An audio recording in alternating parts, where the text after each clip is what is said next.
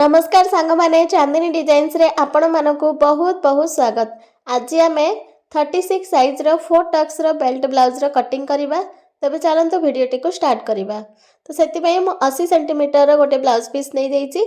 एबे कपड़ा टी को आमे साइज हिसाब रे डबल फोल्ड करके रखि नबा। तो प्रथमे आमे कपड़ा को सीधा करबा पई गोटे गार टाणी नबा। एई गार ठारू ऊपर को आमे ब्लाउज रो पूरा लंबाटा नबा। तो जेमति कि मोर ब्लाउज रो पूरा लंबा अछि 13 इंच अधे से आम 1.5 इंच प्लस करवा तो आमर हम 15 इंच। तो 15 इंच आम मार्कर नवा 1 इंच आमर बेल्ट जॉइंट हबारे जीवो आउ अधा इंच आमर शोल्डर जॉइंट हबारे जीवो। ठीक अच्छे। तापरे लाइन टी को भी सीधा करी नबा। अधा इंच रे गोटे मार्क करवा। एटा आमर हाई हुक पार्टी पई जीवो। एबे लाइन टी को सीधा करी नबा।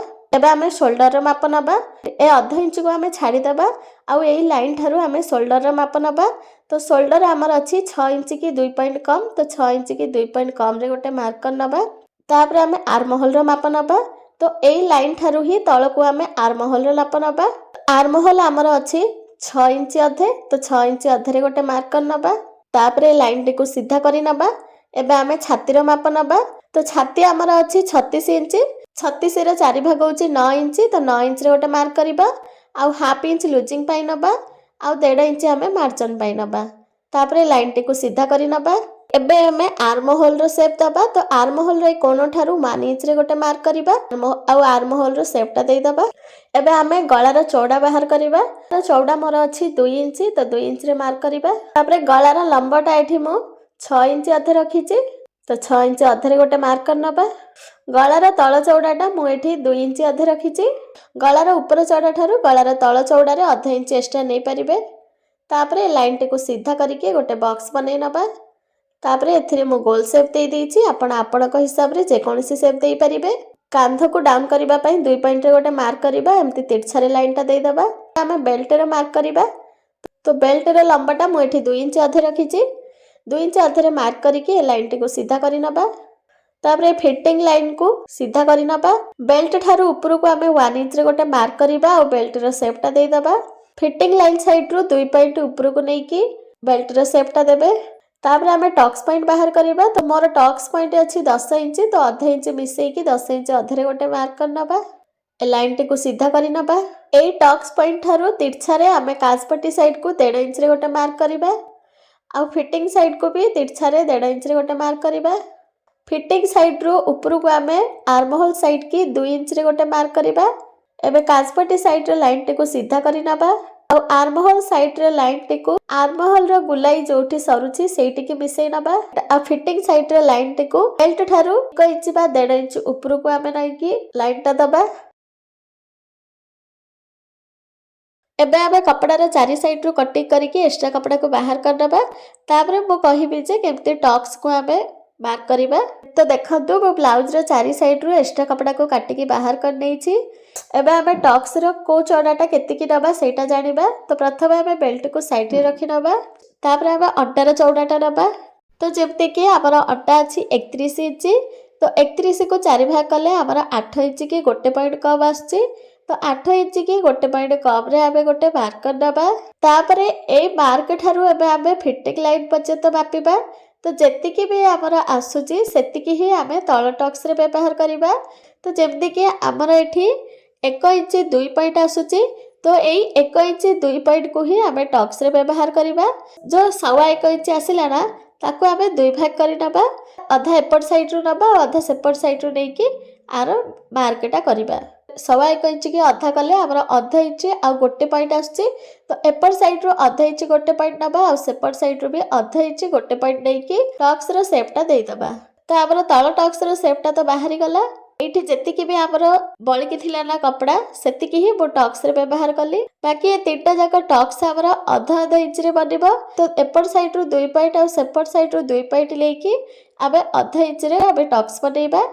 तो तीनटा जाका टक्स को आबे आधा इंच रे रेडी करबा। तो आमर 3टा जाका टक्स मु आधा आधा इंच रे बनैछि आ तळ टक्स ना मु 1 इंच आ 2 पॉइंट रे बनैछि। तो एई परि भाबरे आमर टक्स ब्लाउज रो फ्रंट साइड रो कटिंग हे गला। एबे आमे बैक साइड रो कटिंग करिबा। तो प्रथमे आमे कपड़ाटी को डबल फोल्ड करके रखि नबा। तापरे जो हमर फ्रंट साइड रे आधा इंच आमे हाई हुक पाई देइथिले ना, से आधा इंच को आमे बाहर को छाडी दबा। आ गळार चिन्हटा देइ जिबा, शोल्डर रे चिन्ह नबा, आ आर्म होल रे चिन्हटा देइ जिबा। गला ठारो आर्म होल पर्यंत सबारे निशान लगेबे। आर्म होल रो कोण ठारो हाफ इंच बढ़ाई कि देबे, काहेकि ना आमे एथिरे हाथ जॉइंट करिबा। तो सेति पय हमर आधा इंच कपड़ा बढ़ाई कि नबा। फिटिंग साइड फिटिंग रे निशान लगे नेबे। फ्रंट साइड रो कपड़ा को साइड रे रखि नबा। आ बैक साइड रो ब्लाउज रो पूरा लंबाटा रबा।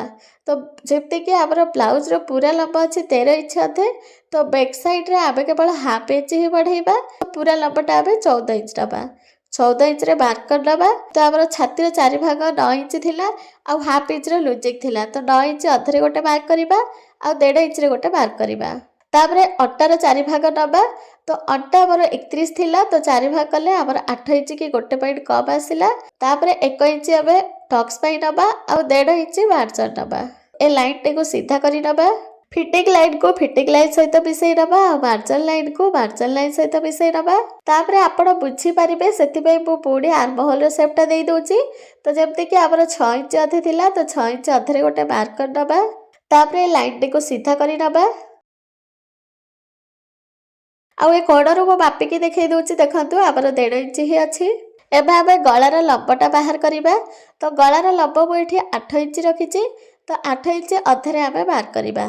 आधा इंच हमर शोल्डर जॉइंट हेबारे जिवो। तो सेति पय गळार लंब जेतिकी थिबो सेतिरे हाफ इंच मिसई कि नेबे। गळार तळ चौड़ाटा मु एठी 2.5 इंच रखिची। तो ए लाइन टे को सीधा करिकि गोटे बॉक्स बनै नबा। तापरे मु एठी गोल शेप देइची, आपण जे कोनोसी शेप देइ परिबे। एबे आमे टक्स पॉइंट बाहर करिबा। तो सेति पय फिटिंग लाइन पर्यंत मापि नबा। तो जेमति कि हमर 9 इंच आसिला, तो तार अधा होची 4 इंच अधे। तो 4 इंच अधरे गोटे मार्क कर नबा।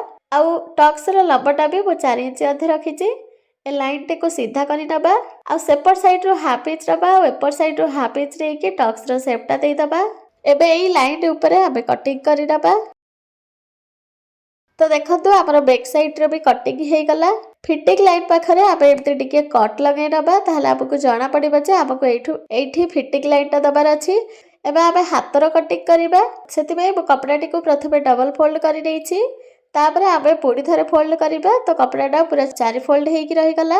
एठु आमे अलगारे पट्टी जॉइंट करिबा, तुरपाई पट्टी। तो तळ साइड रो आमे हाफ इंच रे गोटे मार्क करिबा। ए लाइन टे को सीधा करि नबा। एथिरे मो अलगारे पट्टी जॉइंट करिबि, सेति पय हाफ इंच रेइछि। तो आपण चाहिले एका थरे 1.5 इंच भी नै परिबे। आउ हातर लंबाटा मु 4 इंच रखिछि। तो सेति पय 4 इंच अधरे गोटे मार्क कर देइछि। तापरे आमे तळको 2 इंच अधे डाउन करिबा। ए लाइन टे को सीधा करि नबा। ऊपर साइड रो आमे 2 इंच रे गोटे मार्क करिबा। एबे आमे आर्म होल रो लंबाटा नबा। तो जेमति कि आमे आर्म होल रो लंबा नैथिले 6 इंच अधे। तो सेथिरे आमे आधा इंच मिसेइबा। तो हमर हबो 7 इंच। तो 7 इंच रे आमे मार्क करिबा। एबे आमे मोरी रो माप नबा। तो मोरी हमर अछि 12 इंच, तार आधा 6 इंच होची। तो 6 इंच रे मार्क करिबा। तापरे से ऊपर जो आमे 2 इंच रे मार्क करथिले, सेइठु ही आमे आर्म होल रो शेपटा देइ दबा। तापरे आर्म होल रो लाइन ठारू 1.5 इंच रे गोटे मार्क करिबा। आउ मोरी रो लाइन ठारू भी 1.5 इंच रे आमे मार्क करिबा। छाती रे जेतिकी भी मार्जिन नै थिबे, सेतिकी ही हाथ रे मध्ये मार्जिन देबे। तो देखंतु मो हाथ रो शेपटा भी देइ देइछि। एबे आमे एहाको कटिंग करि नबा।